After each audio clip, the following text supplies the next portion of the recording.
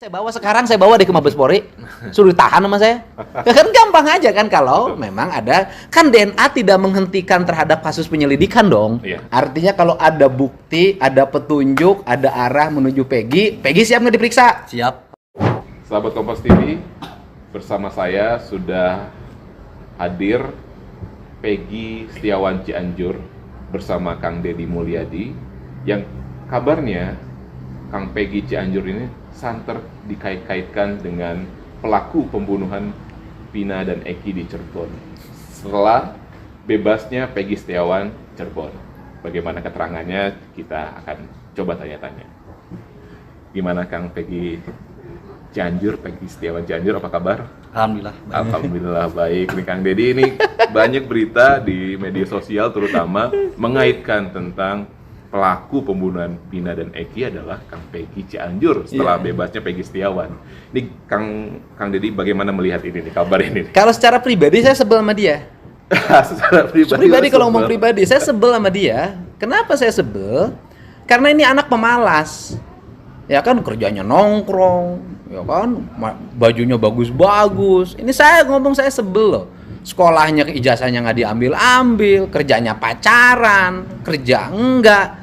Kalau saya secara pribadi sebel, saya ini sebel orang-orang kayak gini, gitu loh. Oke. Tetapi ketika didera tuduhan itu, saya kan lihat bapaknya. Bapaknya kuli bangunan. Nah kalau terus didera masalah, kuli bangunannya berhenti. Makan anaknya dari mana? Seperti ada kesamaan ya antara Peggy Setiawan Cirebon dan Iya, ini kuli bangunan juga. Dia kan harus menafkahi istri. Punya anak juga kan dari istri yang kedua kan. Karena istri yang pertamanya ini nikah lagi sama orang Palembang. Setelah itu kata orang Sunda mah didatangan hente, dibiayaan hente. Dia pergi ke Palembang dan tidak ber-KTP sampai sekarang. KTP-nya KTP Palembang dan hilang. Kabupaten Oke, Lahat. Kang Deddy. Nah, kemudian karena perilaku dia itu kan bermedsos segala macam, gaya lah si jelema beunghar sih ya teh. Itu berdampak pada penderitaan ayahnya. Saya jujur, saya nggak nolong Peggy, saya nolong bapaknya. Oke. Nah, saat ini kan sebenarnya orang-orang bukan orang-orang ya, saya sebutnya netizen kali ya. Netizen di media sosial mengaitkan Peggy Cianjur ini dengan anak mantan Bupati Cirebon. Nah, orang boleh nakal, Pak. Orang boleh jadi orang jadi ketua Monreker, iya, diakui kan. Dia pacaran sama janda anak 2, iya. Gitu loh. Dia baju bagus, iya. Dia malas, iya. Ijazah nggak diambil, iya. Tapi pertanyaannya adalah ketika dia adalah anak mantan Bupati Cianjur atau anak wakil Bupati Cianjur. Nah, ini kan harus dibuktikan, ya kan? Pertama, coba lihat wajah dia sama bapaknya, mirip nggak? Sekilas mirip. Ya kan? Gitu loh. Itu pertama. Yang kedua, ibunya ada yang melahirkannya. Bapaknya bikinnya ada, tempat bikinnya tahu. Nah, kan orang tetap nggak percaya kan? Karena nggak percaya, kan saya selalu ingin berbasis sains. Kan ribut-ribut terus debat, ribut bahwa ini bantah-bantahan nggak akan selesai. Sains dong. Ya sains lah, dibawalah kita ke lab DNA di Jakarta. Gitu kan? Berarti ada langkah untuk membuktikan bahwa ini bukan anak mantan iya, Bupati lab Cirebon dong, itu. sains dong, nggak bisa perdebatan aja, sains dong. Kalau awal juga saya curiga dia bohong, nggak bertato pakai tato, kan curiga kalau awal kan. Tapi kan kecurigaan itu kan pada akhirnya akan selesai manakala ada pembuktian otentik berdasarkan saintifik. Maka dibawalah ke lab di Jakarta. Nama labnya apa?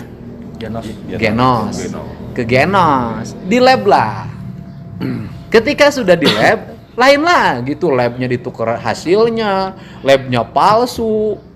Lah, nggak ada masalah gitu loh. Kalau kita dituduh apapun ya silahkan aja. Tugas saya kan membawa orang karena kebenaran.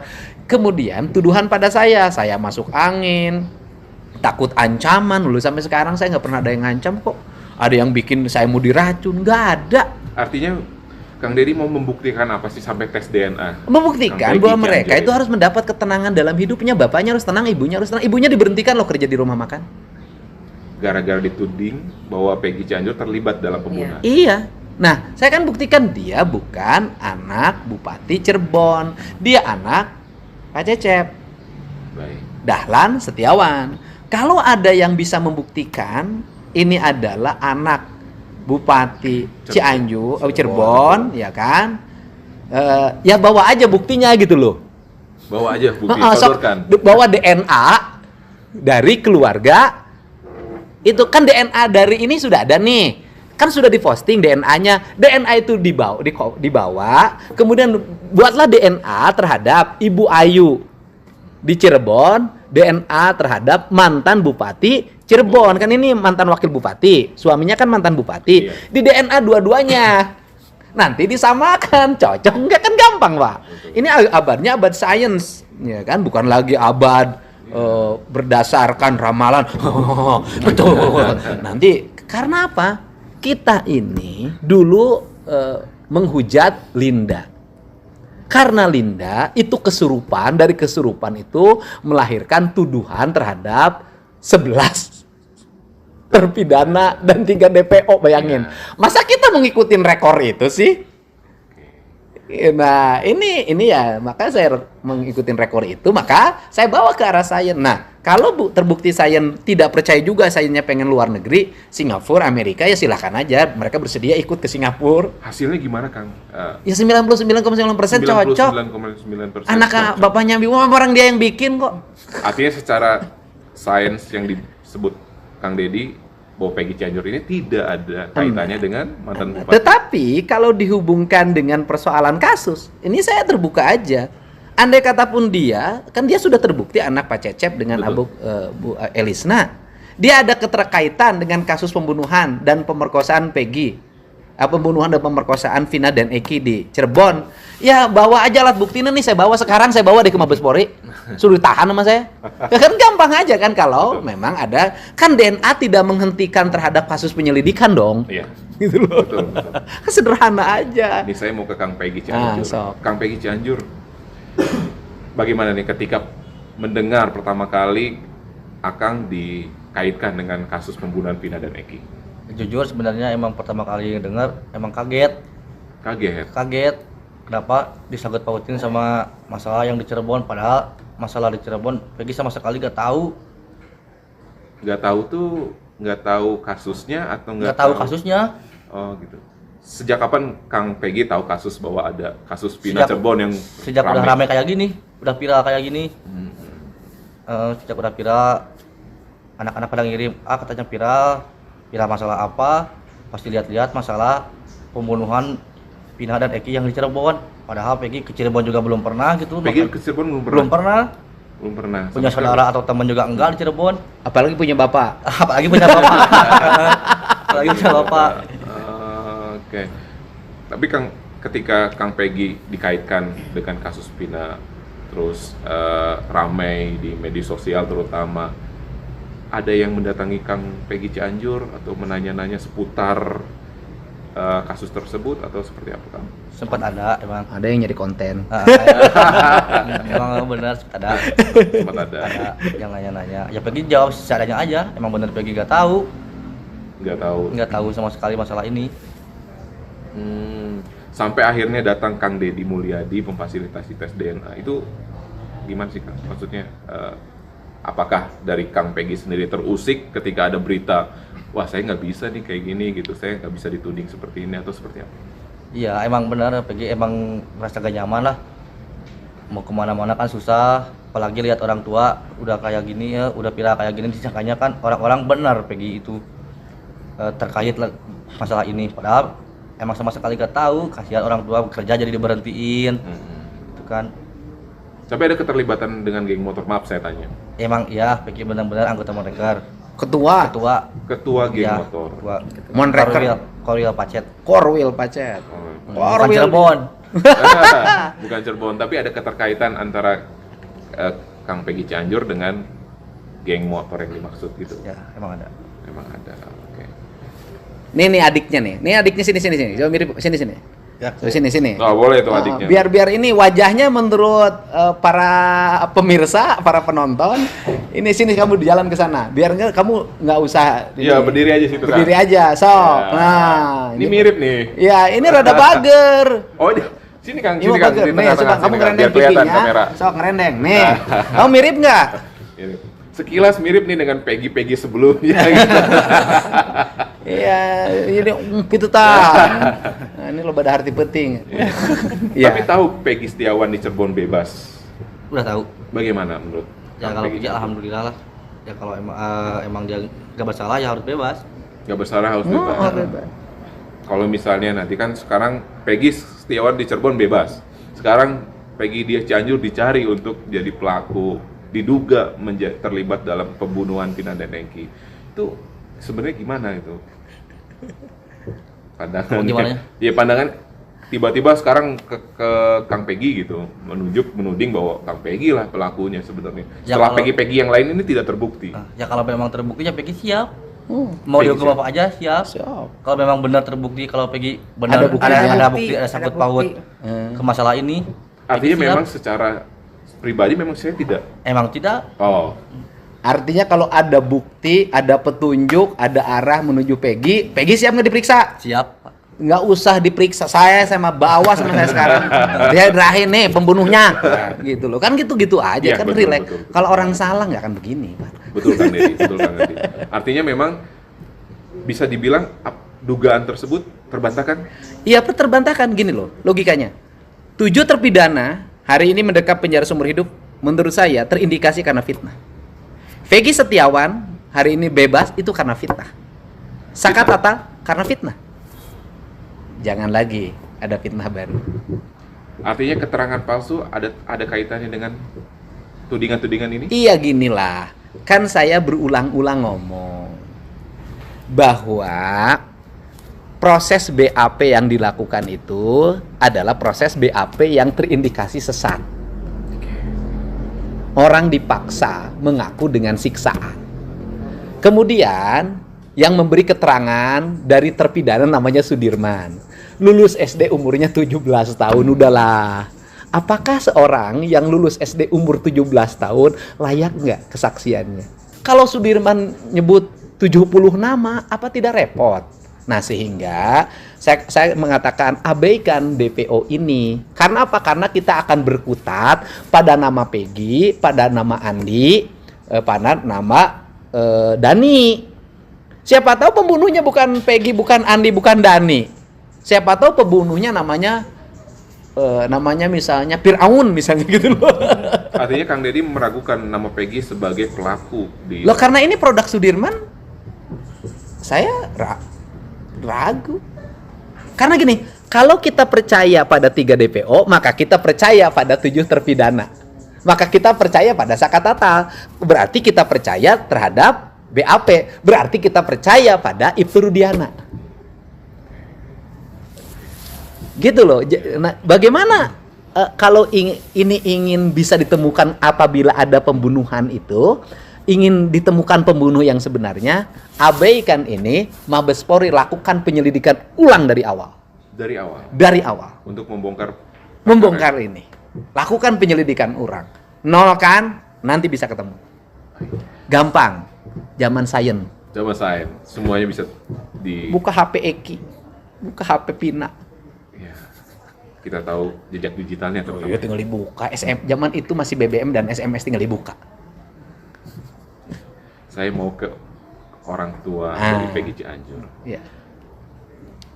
Pak Cecep, setelah muncul tudingan ini, reaksi Pak Cecep bagaimana? Kaget Pak, kaget udah disangkut pautkan dengan Bupati Cirebon, udah disangkut pautkan saya selaku Supir. pribadi, supir Pak Bupati, padahal nyupir nggak bisa.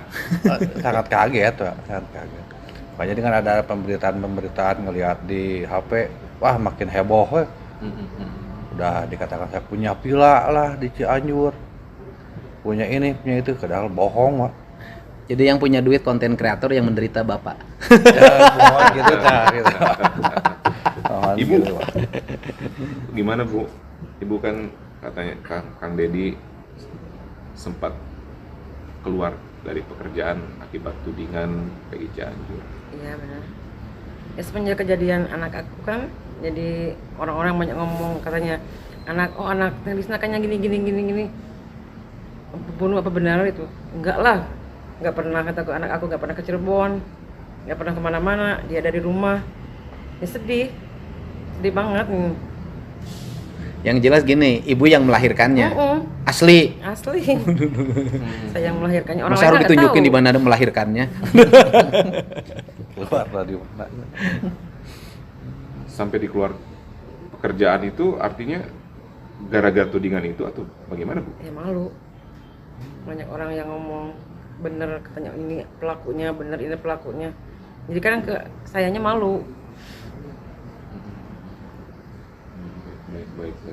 Kang Dedi, Ya. tadi kan sudah terbantah dari Kang Dedi bilang bahwa dengan bukti DNA bahwa Peggy Cianjur ini tidak ada sama sekali kaitannya dengan tudingan bahwa Peggy pelaku pembunuhan.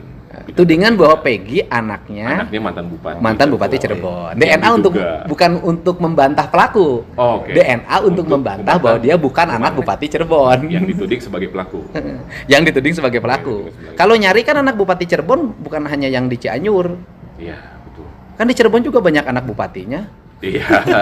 Kenapa ke sini? Iya. Nah, Kang Dedi melihat itu nih, Kang. Setelah satu Peggy bebas, Setiawan, saat ini Peggy Cianjur sebagai tertuding. Kemudian ketika ada munculnya nama Peggy lainnya, bagaimana Kang Dedi merespon? Iya, saya katakan ini kan berbahaya, Pak. Kalau semua orang mencari nama Peggy. Gitu kan? Kalau ternyata kebetulan nanti ada namanya Peggy Perong, terus mau ditangkap. Misalnya, nanti ada Peggy Perong misalnya orang Bandung Barat. Terus kemudian, oh ini Peggy Perong lagi bersembunyi di Bandung Barat. Kan bahaya, Pak. Menurut saya, letakkan kasus ini secara benar. Kalau ini memang pembunuhan dan pemerkosaan, belum tentu pelakunya bernama Peggy. Belum tentu bernama Andi. Belum tentu bernama Dani. Bisa jadi namanya yang lain. Jadi jangan sibuk mencari nama itu. Jangan-jangan ini adalah skenario penyesatan agar kita tersesat dalam pencarian siapa pelaku. Kan harus hati-hati. Saya kan sedikit-sedikit belajar ilmu yang seperti itu dulu di kuliah. Nah, jadi jangan sampai orang ribut aja nyari nama Peggy, nyari nama Dani, nyari nama Andi.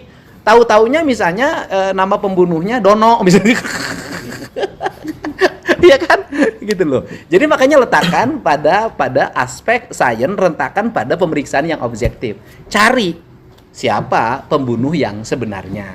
Gitu loh. Mencari siapa pembunuh yang sebenarnya. Kalau itu pembunuhan. Jangan sampai kasusnya bukan pembunuhan dipaksa harus menjadi pembunuhan. Kan berbahaya juga. Ada keraguan ke arah sana ya, Kang? Ya, kita ini kan belum yakin. Ya kan? Karena lihat dari aspek-aspek sains juga kan masih 50-50. Saya nanya ke dokter Reja kan, apakah kasus ini apa? Dia 50-50 kok. Itu ahlinya bilang 50-50, tidak 70% ini adalah pembunuhan. Tidak, 50-50. Ya sudah kalau 50-50, sok para pakar berkumpul. Mabespori punya seluruh kelengkapan. Mudah banget kalau menurut saya ya. Satu, membuktikan pelaku yang dipidana itu pelaku atau bukan. Mereka pakai HP. HP-nya disita oleh negara melalui pengadilan dan kejaksaan dan kepolisian awal yang menyita. Tinggal dicasin, buka. Kang Dedi, sebagai penutup, Kang Peggy sebagai penutup, Kang Peggy ada pesan apa terkait kasus Vina, terutama saat ini kan yang banyak disorot adalah salah tangkapnya. Korban salah tangkap sudah terjadi dan sekarang alhamdulillah sudah bebas. Bagaimana Kang Peggy melihat itu? Ya kalau Peggy ya tanggapan Peggy mah, harapan Peggy mah ya supaya kasus ini benar-benar cepat selesai lah.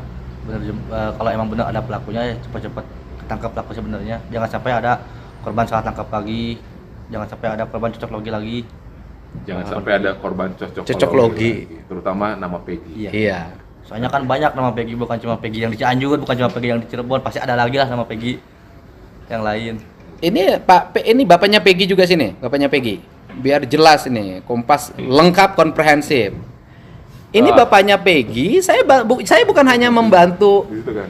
sana. Saya bukan hanya membantu Peggy Setiawan yang di Cianjur, saya juga membantu Peggy Setiawan yang di Cirebon. Ini bapaknya saya siapin pengacara karena dia waktu itu diselidiki kasus manipulasi data kependudukan dengan mencantumkan nama Rudi ditambah menjadi AS Rudi. Kan persepsi awalnya itu untuk melakukan mengelabui untuk melindungi anaknya, padahal untuk kawin. Ini Peggy. Saya jagain nih dari awal saya bertemu. Saya jagain sampai bebas. Sampai sekarang jadi saudara. Ini Peggy juga bapaknya. Apa mau dicari lagi Peggy yang lain? Dan kebetulan kuli bangunan semua ini peristiwa tahun ini adalah peristiwa apesnya kuli bangunan. Ini kuli bangunan, Peggy kuli bangunan, yang ditangkap di penjara seumur hidup kuli bangunan. Oke, Kang Deddy, closing statement. Kenapa harus menuding rakyat kecil, terutama kuli bangunan? Karena ternyata dua-duanya ini kuli bangunan. Karena rakyat kecil tidak punya akses terhadap pembelaan. Rakyat kecil tidak bisa membayar pengacara mahal. Rakyat kecil akan melakukan perlawanan hukum manakala ada tindakan-tindakan yang merugikan dirinya. Rakyat kecil tidak bisa melakukan perlawanan kalau tidak didukung oleh seluruh rakyat Indonesia. Kalau tidak viral. Gitu loh. No viral, selalu menjadi korban tuh rakyat kecil lah. No viral, no justice. No viral, no justice. Gitu. Untung aja viral Peggy Setiawan. Kalau nggak viral, belum tentu juga. Sama halnya dengan Peggy Cianjur. Iya, untung aja viral.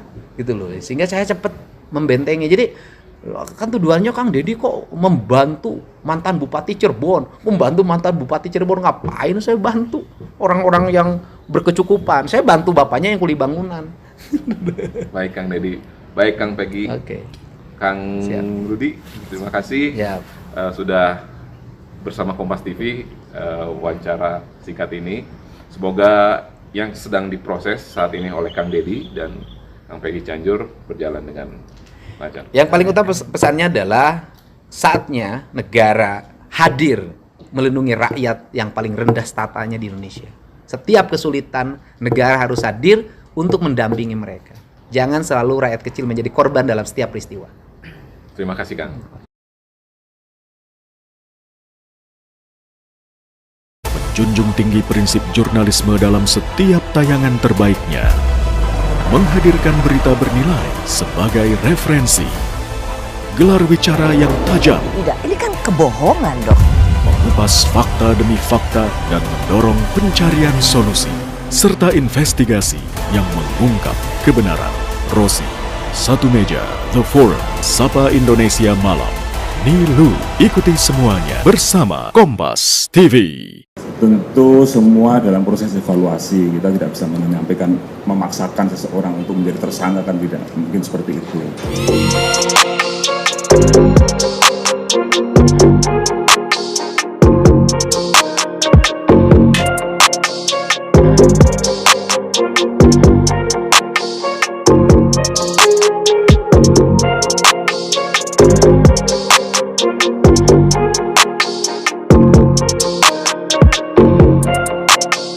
Penyidik ini akan nyari bukti baru untuk mentersangkakan Peggy Setiawan atau akan mencari Peggy Setiawan yang asli, Pak ya?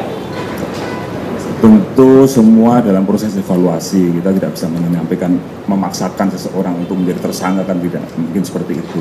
Semua nanti akan dilaksanakan sesuai dengan alat bukti yang kita temukan. Oke? Itu aja ya. Di antara banyak sumber informasi, kami layak dipercaya. Karena kami menggali lebih dalam, berpihak pada kebenaran, berpegang pada data dan fakta, agar layak Anda jadikan referensi.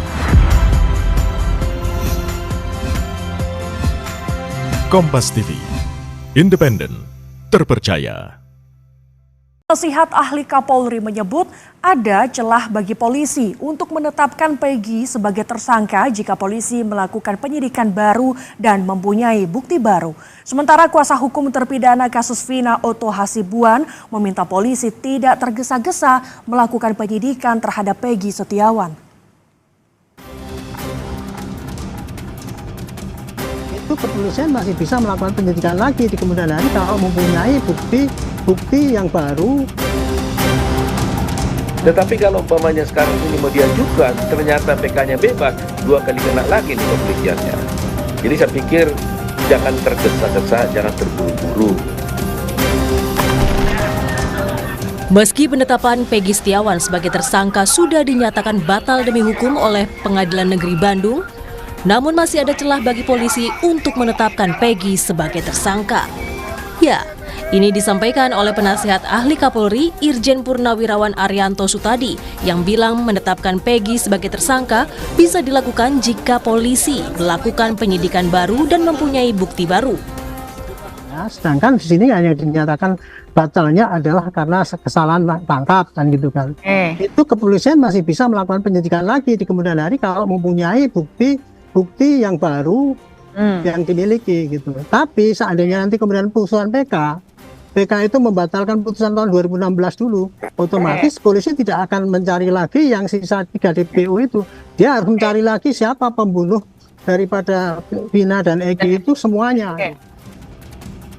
Sementara kuasa hukum terpidana kasus Vina, Otto Hasibuan, meminta polisi tidak tergesa-gesa melakukan penyidikan kembali terhadap Peggy.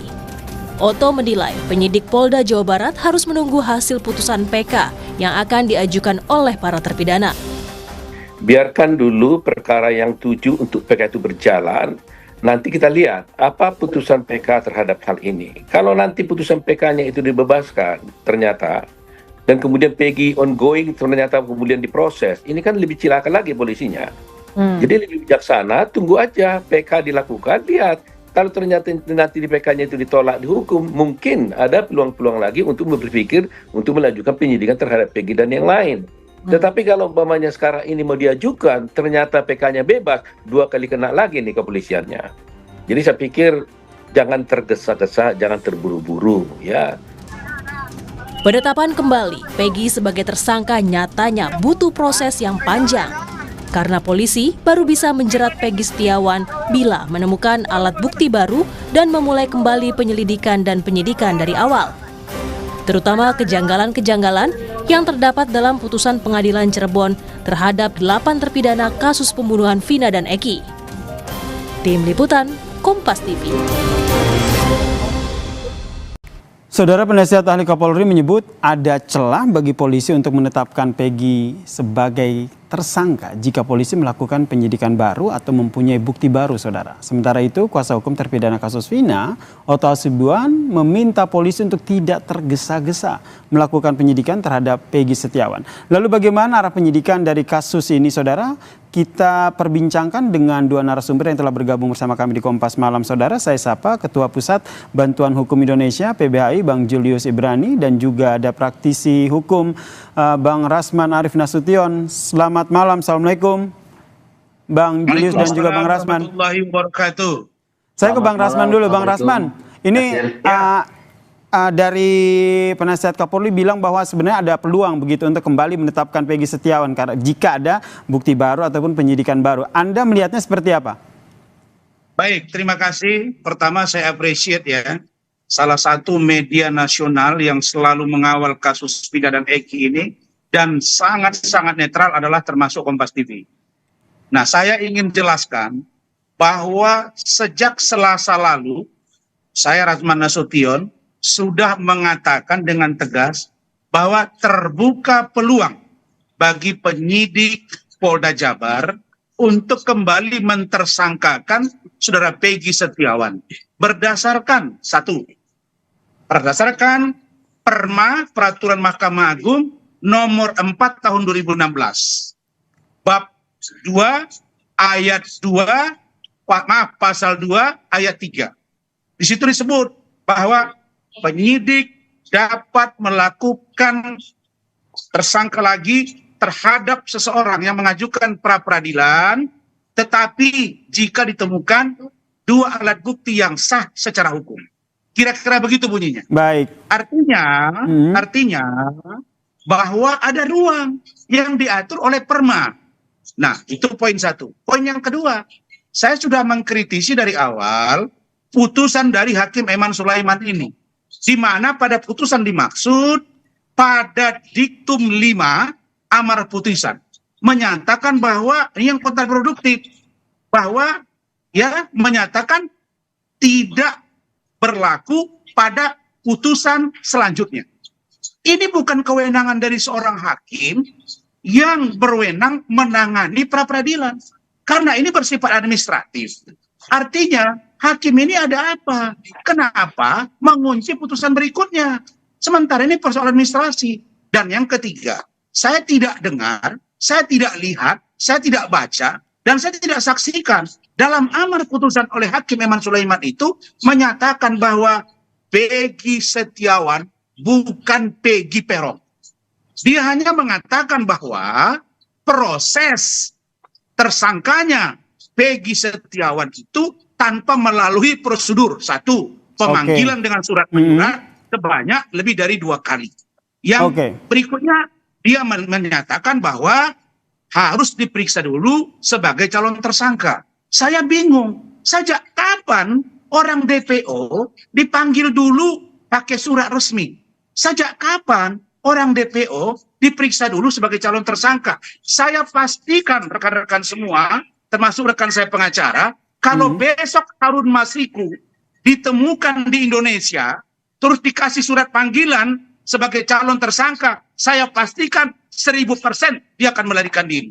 Inilah yang kita kritisi. Baik, berarti ada sejumlah hal yang dikritisi begitu ya, Bang Rasman ya? Jadi putusan hakim ini menurut saya bukan menyelesaikan masalah, tapi menambah masalah baru dan menutup ruang bagi penyidik yang diatur oleh Perma. Itu menurut saya kekeliruannya. Oke, tahan di situ dulu. Bang Julius gimana menurut Anda? Ya, pertama begini ya, ini bukan soal mentargetkan Peggy Setiawan tersangka atau tidak ke depan, tapi yang paling penting adalah bagaimana mengevaluasi seluruh proses penyidikan, penyelidikan, dan kemudian persidangan di Mahkamah Agung, di Pengadilan Negeri sampai Mahkamah Agung ini, biar mendapatkan satu putusan yang betul-betul adil, ya, secara substantif. Itu yang pertama. Gitu. Yang kedua, tadi saya ingin katakan betul kalau Bang Rasman bilang ada kewenangan penyidik untuk menetapkan seseorang sebagai tersangka, tentu betul. Ada prosedurnya juga, ada dasar hukum Perma juga, tapi yang paling penting adalah sebetulnya mempertanggungjawabkan seseorang penetapan tersangka itu tidak boleh melanggar kesemuanya itu.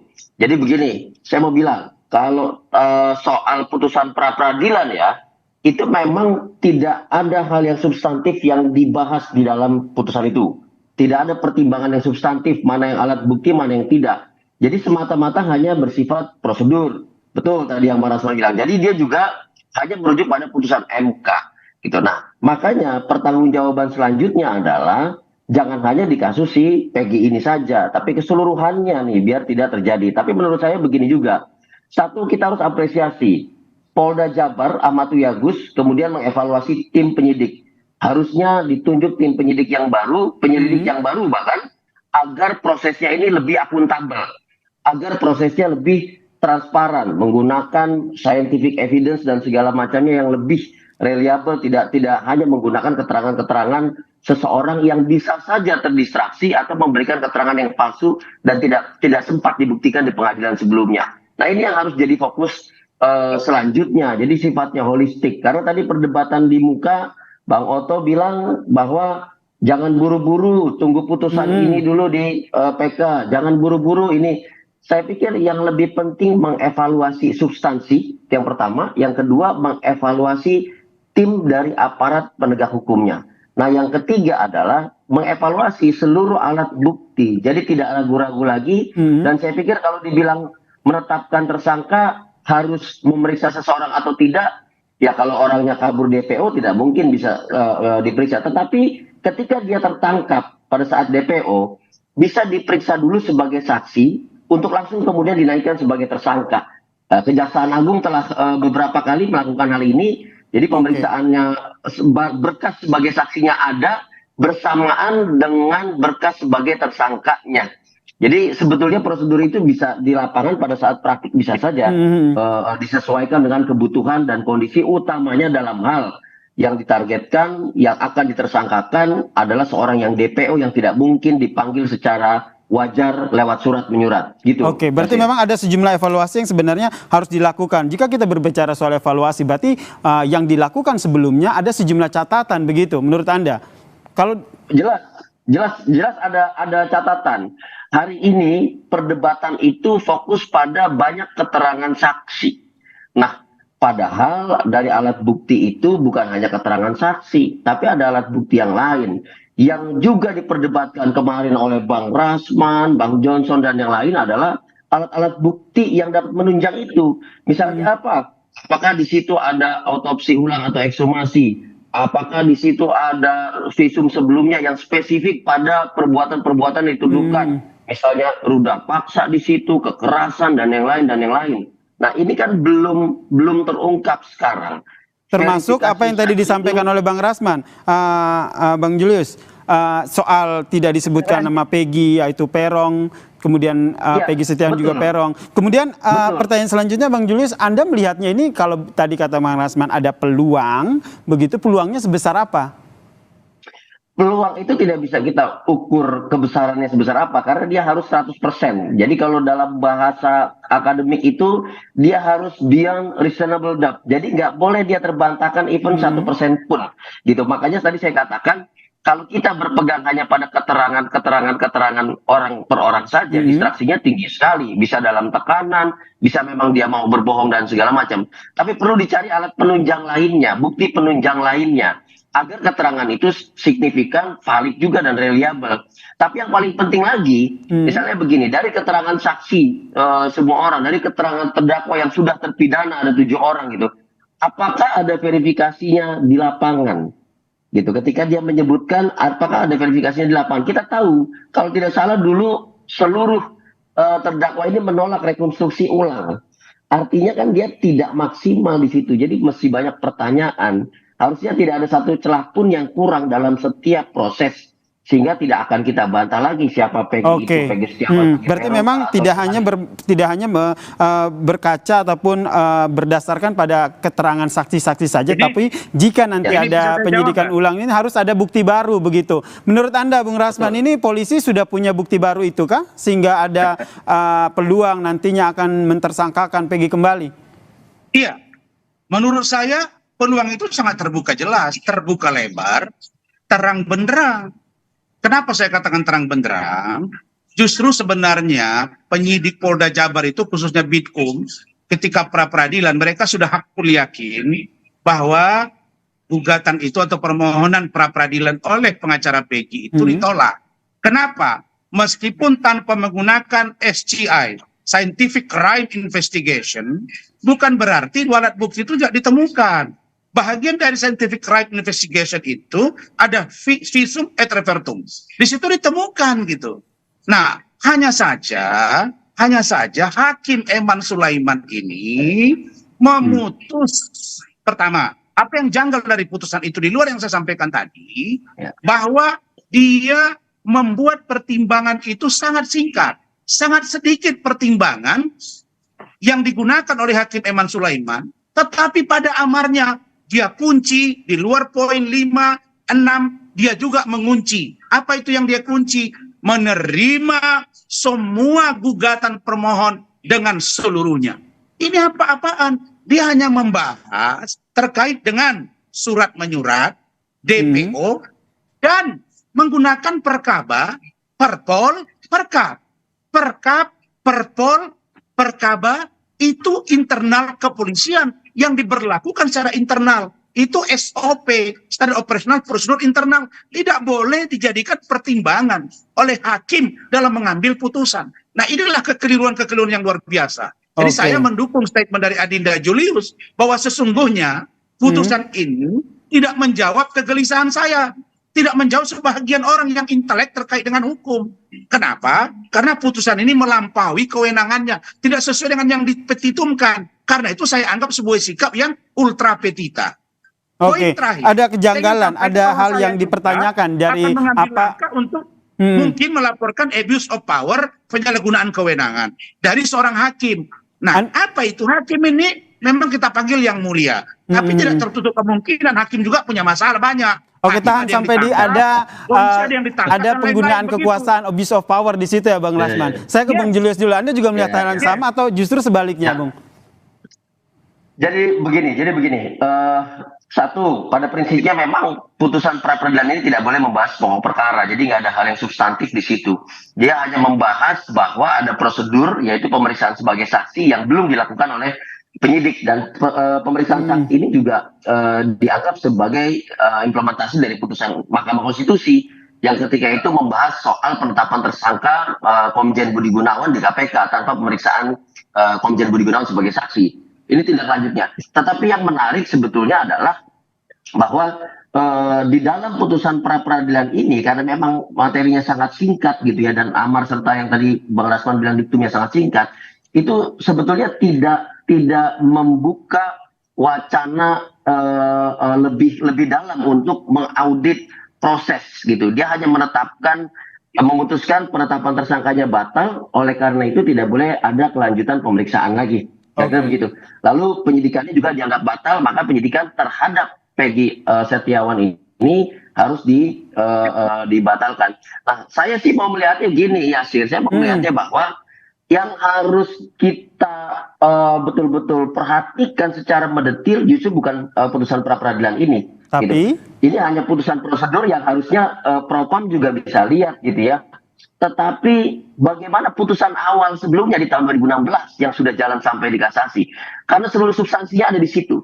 Jadi perlu dilihat di putusan itu, karena pra-peradilan ini putusan tidak begitu menggali dan menganalisis banyak hal karena dia tidak menyentuh substansi. Maka ini penting. Saya bilang Bang Rasman, tolong buat satu channel Abang dan tim, periksa putusan awal untuk menguatkan proses selanjutnya. Itu yang pertama.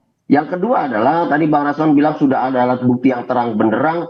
Nah, satu kata kunci yang hilang dalam proses Peggy Setiawan adalah transparansi di dalam proses. Ya, ini saya pikir penting. Kalau Bang Rasman bisa tahu, maka penyidik juga harusnya bisa menyajikan alat-alat bukti yang valid itu kepada publik, sehingga penyidik mendapat dukungan publik yang begitu besar dan sudah meyakini publik. Jangankan hakim, kalau publik saja sudah yakin, maka hakim akan mudah meyakini penetapan tersangka. Ini yang nanti kita nantikan bersama ya, jika pihak kepolisian punya bukti baru yang akan disampaikan, tolong disampaikan begitu ya, jangan ditutup-tutupi. Karena closing statement 1 menit. Oke. Jangan 1 menit Bang, singkat saja. Oke, saya ingin tegaskan bahwa apa yang disampaikan oleh senior saya Bang Otto Hasibuan terkait dengan adanya rencana PK 5 orang terpidana. Saya hanya katakan satu saja, bahwa 5 orang yang akan mengajukan PK itu telah mengajukan pra-peradilan 2017 dan ditolak. Jadi logika hukumnya kebalik-balik gitu loh. Maka saya katakan, lakukan saja eksaminasi terkait dengan penyidikan, kemudian kejaksaan dan putusan hakim. Itu baru fair gitu loh. Jangan kita justru menimbulkan masalah baru. Jadi ini saya harapkan kasus ini bisa membuat terang benderang dan tolong Kompas TV kawal terus. Ini yang menjadi harapan kita bersama ya, harapan dari Bang Julius, harapan dari Bung Rasman sendiri tidak hanya berhenti pada pra-peradilannya Peggy Setiawan saja, tapi bagaimana pihak kepolisian juga bisa membongkar bagaimana penyidikan kasus dari Vina dan juga Eki ini menjadi terang benderang begitu ya. Ini kita sepakat dengan hal itu. Kita nantikan seperti apa langkah yang dilakukan oleh pihak kepolisian untuk membuat terang dari kasus pembunuhan Vina dan juga Eki ini. Terima kasih Bang Julius Ibrani dari PBHI dan juga Bang Rasman Arif Nasution, praktisi hukum, telah berbagi perspektifnya terkait dengan kasus ini di Kompas Malam. Salam sehat semuanya. Mereka sampai hari ini meyakini bahwa dia tidak bersalah.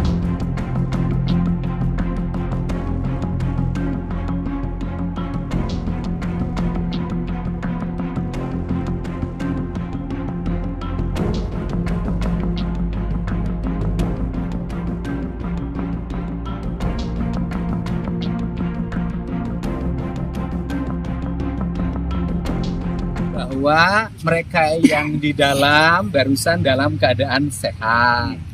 Kemudian mereka kembali bercerita tentang proses penyiksaan yang dialami ketika ditangkap, keanehan ketika penangkapan hanya mereka yang ditangkap, sedangkan Abdul Kahfi, anaknya Pak Pasren, tidak dibawa dan tidak diperiksa, hanya diberikan tugas untuk mengantar motor.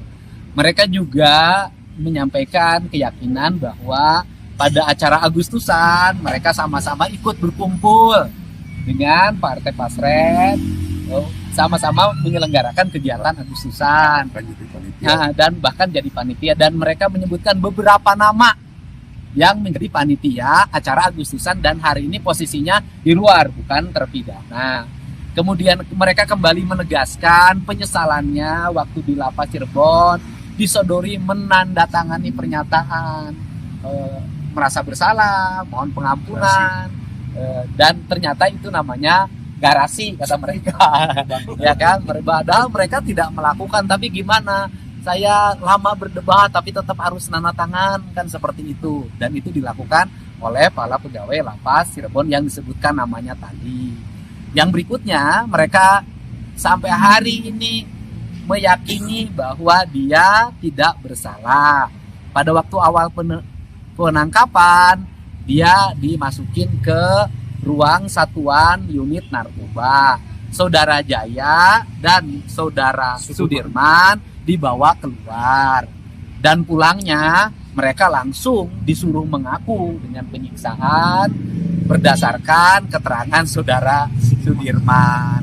Inilah hal-hal yang mereka alami dan mereka mempercayakan pada tim kuasa hukumnya untuk melakukan langkah-langkah hukum yang bernama PK. Jadi fix ya Kang ya, ada keterlibatan pegawai lapas yang meminta mereka untuk bertanda tangan. Ya, tadi mereka menyampaikan begitu. Kan gitu, menyampaikan bahwa saya itu menyesal menandatangani. Dan saya lihat dari judul ya, di antara mereka ini yang mukanya agak sedikit beda, Icus, Oces, ada Ripaldi. Gitu loh, artinya dari sisi wajah memang Ripaldi memiliki pengalaman jalanan. Tetapi bukan berarti yang pengalaman jalanan itu adalah pembunuh dan pemerkosa, kan tidak juga. Ripaldi juga membantah. Kalau Ripaldi mengakuilah nakal, tapi kalau yang lainnya memang dari wajahnya tidak melambangkan wajah seorang geng motor, ya kan? Geng motor. Ternyata setelah saya tanya, kamu tuh geng apa sih? Ternyata dia adalah geng kuli bangunan. Kang, dengan sudah ketemu tadi, upaya ke depan yang Akang sendiri akan usulkan untuk supaya bisa didengar oleh Kapolri sendiri kan sebagai Oh iya, kalau saya yakin Mabes Polri kan sudah kelihatan tuh hari ini langkah-langkahnya. Langkah-langkahnya menuju arah positif. Kita sabar dulu dong. Orang 8 tahun udah bisa sabar ditahan, kenapa kita tidak sabar 5 bulan ke depan? Gitu kan? Sabar untuk kebebasan gak ada masalah. Saya yakin Mabes Polri akan melakukan langkah-langkah objektif, transparan, dan akan menjunjung tinggi rasa keadilan di tengah masyarakat, ya kan? Saya yakin betul terhadap kepemimpinan Pak Kapolri, Pak Sigit, dan Kabareskrim akan melakukan tindakan-tindakan yang terukur berdasarkan fakta dan data yang dimiliki. Termasuk ganti penyidik, Bang. Ya, itu kebijakan di sana itu kan bentuk bagaimana merespon keinginan publik. Yang paling utama sih bukan merespon keinginan publik ya. Hukum tidak boleh mengikuti keinginan publik. Merespon terbukanya tabir kebenaran terhadap kasus meninggalnya Eki dan Vina. Sehingga saya sekali lagi ini, saya menyatakan hari ini, kalau ingin mencari siapa pelaku pembunuhan Eki dan Vina apabila ini pembunuhan dan pemerkosaan, sebaiknya tidak berkutat di 3 nama. Tidak berkutat di nama Peggy, tidak berkutat di nama Dani, tidak berkutat di nama Ani. Siapa tahu namanya Dono, kan nggak tahu, gitu siapa tahu. Nah untuk itu diperlukan penyelidikan ulang, mulai dari nol lagi. Kenapa? Karena saya menganggap BAP yang disajikan, tuntutan yang disajikan, dakwaan yang disajikan, walaupun sudah memiliki kekuatan hukum tetap, menurut saya itu adalah BAP yang sesat. Kan soal pasrem, Ini ya, tadi malam saya lihat. Kan yang menilai jangan saya kan tidak mengalami peristiwa itu. Berdasarkan penilaian para terpidana yang ada di dalam, tadi saya tanya bahwa keterangan RT Pasren bertentangan dengan fakta-fakta yang sesungguhnya berdasarkan pengalaman yang mereka alami.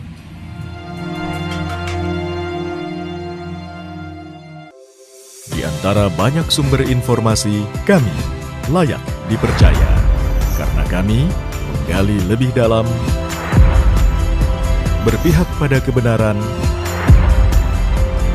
berpegang pada data dan fakta, agar layak Anda jadikan referensi.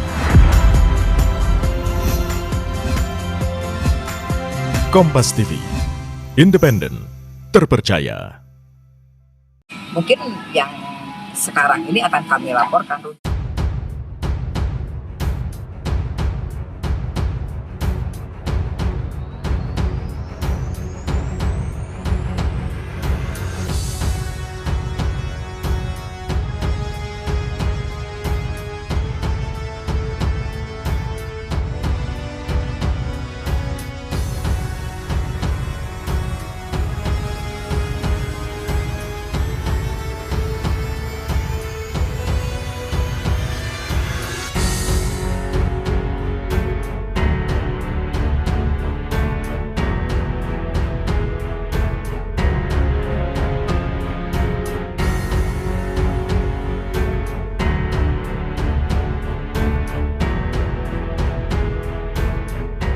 Kondisinya sehat semua.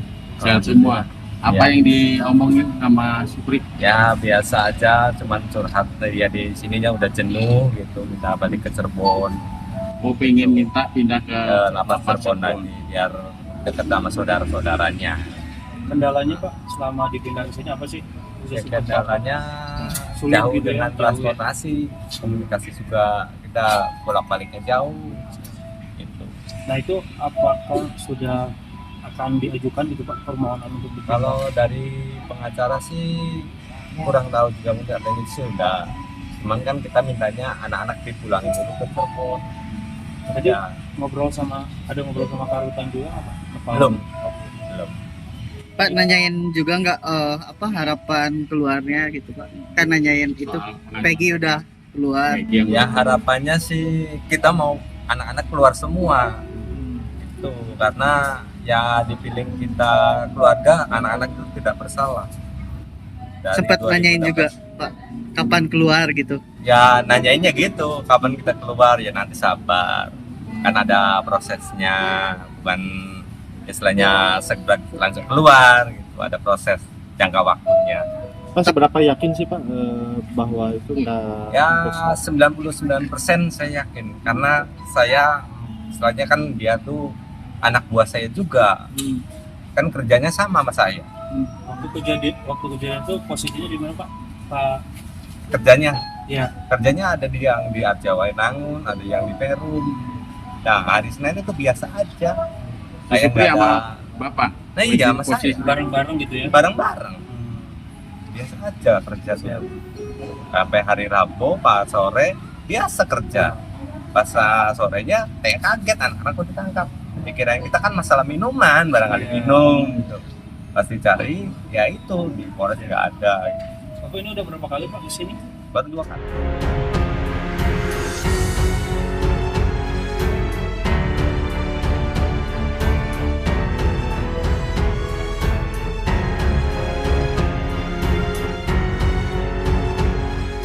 Keluarga yang kedua kali, karena kan sehubungan ada kita mengajukan PK, karena PK ini ya harus sempurna. Ini ancaman hukuman anak-anak yang di sini, yang di Waru ini seumur hidup. Nah kami kan juga sebelumnya sudah melaporkan juga Pak Asren, sudah melaporkan juga AE. Nah, mungkin yang sekarang ini akan kami laporkan Rudiana. Karena memang anak-anak sudah menyampaikan bagaimana Rudiana menyiksa mereka, bagaimana Rudiana sampai anak-anak ini sudah ya babak belur, itu memang betul babak belur, sampai ya teman-teman lah bisa lihat ya sampai hancur kayak gitu. Jadi kalau anak-anak di dalam ini hanya memohon, tadi juga lewat keluarga juga kebetulan saya mendampingi, ya mereka inginnya kembali lagi ke Sambi, lapas di Cirebon. Karena satu mungkin dekat dengan keluarga, ya komunikasi dengan keluarga lebih intens lah. Kalau di sini kan agak jauh ya keluarga. Ya harapannya anak-anak bisa bebas itu aja. Karena tetap mereka sampai hari pun saya bukan pembunuh, bebaskan itu ya. Kalau dari Pradi sudah bersurat kepada Dirjen Lapas, ya artinya kesini lihat ya ke Dirjen Lapas, ya memang harus dipindahkan kembali. Cuma kan yang meminjam mereka ini kan Polda, artinya Polda yang harus mengembalikan ke sana, ke lapas. Kami pun juga tadi tanya, karena ini yang menitipkan di sini itu adalah Polda, maka harus Polda yang mengembalikan. Jadi kalau anak-anak harapannya satu, kembalikan lagi Bu, karena kan perkara sudah selesai, perkara Peggy sudah selesai, apalagi kami di sini. Itu aja anak-anak harapannya. Pertanyaan juga gitu ya Bu ya? Ya, anak-anak sempat bertanya di sini, kenapa kita di sini terus Bu? Karena kan perkara sudah selesai. Kalau di sana kan dekat dengan keluarga. Ya mungkin di sana mereka kan sudah hampir 8 tahun mereka di sana kan. Nah jadi kalau bisa ya secepatnya lah Bu, pindahkan kami lagi gitu. Itu aja anak-anak minta. Ya mohon sabarlah dengan mereka. Di antara banyak sumber informasi, kami layak dipercaya. Karena kami menggali lebih dalam, berpihak pada kebenaran, berpegang pada data dan fakta, Agar layak, Anda jadikan referensi. Kompas TV, independen, terpercaya. Kita ke informasi lainnya, Saudara. Keluarga 4 terpidana kasus pembunuhan Vina dan Eki membesuk para terpidana di rumah tahanan Kebonwaru, Kota Bandung pada Selasa siang. Saat dibesuk, para terpidana mengaku akan melaporkan Aep dan Dede terkait dugaan keterangan palsu dan juga Ibtu Rudiana terkait dugaan penganiayaan. Inilah 4 terpidana yang akan melaporkan Aep dan juga Dede atas dugaan memberikan keterangan palsu terhadap 8 terpidana di kasus pembunuhan Vina dan Eki 2016 lalu. Selain Aep dan Dede, para terpidana juga akan melaporkan Ibtu Rudiana terkait dugaan penganiayaan saat penangkapan 8 terpidana 8 tahun lalu. 4 terpidana saat ini ditahan di rutan Kebonwaru, Bandung, yaitu Rivaldi, Hadi Saputra, Supriyatno, dan Eka Sandi. Mereka hingga kini belum dipindahkan kembali ke rutan Kesambi, Cirebon. Padahal pemeriksaan untuk Peggy Setiawan sudah selesai karena Peggy resmi bebas.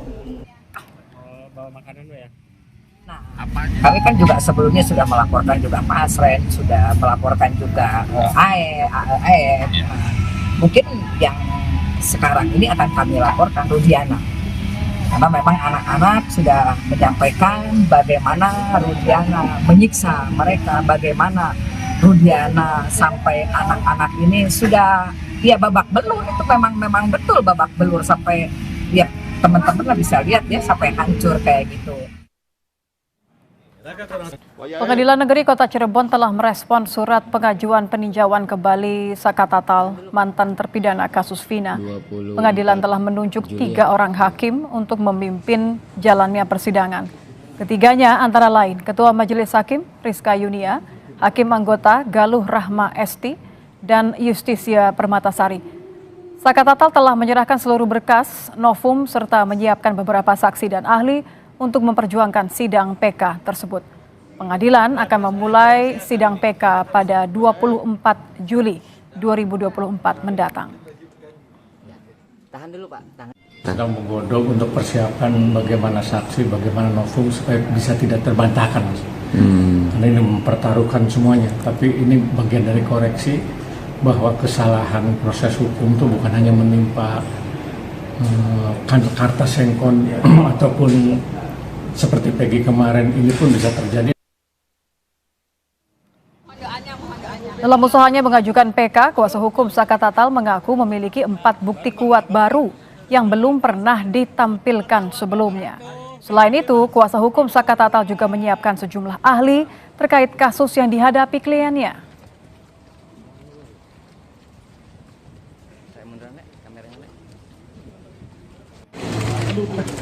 Lalu Bang, beran Bang, undang.